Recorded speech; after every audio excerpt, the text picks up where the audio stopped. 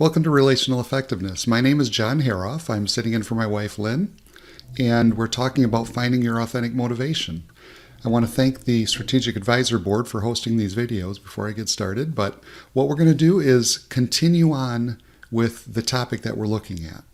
Now, looking at the last video, you might start realizing that this is not an easy process. I talked about the toxic motivations and the ways of finding motivation or trying to be motivated by maintaining willpower and how that's just too difficult to maintain. That doesn't mean that this is easy. What you see in this is changing how you see your identity, changing how you see yourself at the very core of who you are. That's a big change. That's a lot of work. You might have had a hard time even coming up with writing down the automatic thoughts that come to your mind. You might have a hard time seeing how you actually see your identity and what needs to change. This is a lot of work. And because of that, you want to make sure that you don't pick too many goals at once.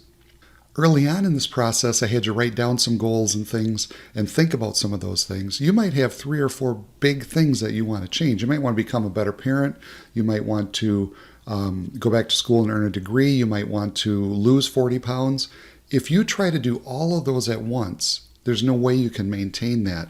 Not from the willpower side, but from the identity side. Changing who you believe you are, changing how you see yourself in a fundamental level is a lot of work. So that's something just to keep in mind as you're moving forward with this.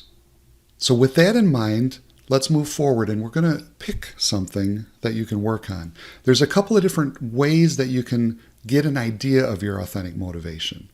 It might be something that you already just really know. It's there, like I called it last time, a deep knowing. You know it's there, and it's been reflected to you. It's something that just gets you excited. The thing that blocks it could be that, well, I can't make a living at this, or who wouldn't want to be this? Of course, that's just kind of a pipe dream. Or it could be some of those names that have been given to you over time. It could be some of the negative thoughts that come.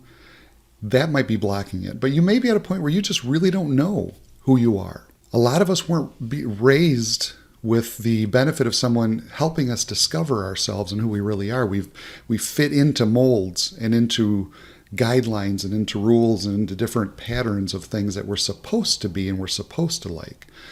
I want to help draw out what you're authentically made for, who you were created to be. You were created as a unique individual, and there's a reason for you, and we need to find out what that is. Now, a couple of little things that you can do to kind of help do that. If we were in a workshop, I would sit you down in a quiet place and have you get out your notebook and write. So you might want to stop the video along the way or do this afterwards, but I encourage you to really take some time to do these things instead of just listening. The first thing that you can do is write down, just quiet yourself, close your eyes, and write down your earliest childhood memories. And don't get caught on this is the earliest, I'm not sure how old it was. Write down 1 or 2 or 3. And look at that. And as you do, you'll start to see some patterns in there. See, there's reasons why you remember certain things. It may be an event that you went on and that you really enjoyed. It might be something that tells you about yourself. Ask yourself, why do I remember this? And this is more difficult if your earliest memories are really negative ones. But they might reveal to you some areas of healing that you need. And as you go through that, it can still reveal who you were, who you're made to be. So go through that and just give yourself time. That's not a 10-minute process. This takes a while to do. Come back to it again the next day and look at it and keep coming back to this.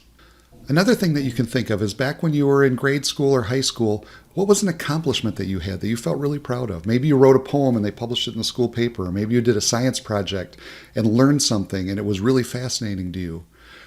Think of accomplishments that you've had. Sports-related, friendship-related, intellectual, emotional, interrelational, whatever it might be. But write down those accomplishments that you're proud of without giving it a whole lot of thought at first, but then go back and look for patterns in there. What was it about that you liked? We could both write the same thing, that we were on the basketball team and did really well, But for me, it might be that I felt like that's the only place where I really felt in charge of myself, where I was doing something physical. For you, it might be that you felt like a real team player, and it could be very different. So you want to find out what it was for you so that you can then use that, and from that, you can kind of draw out some of your motivations. So for today, we're just going to stop here. And I want you to take some time and do this. And then I'll see you again next time. Have a great day.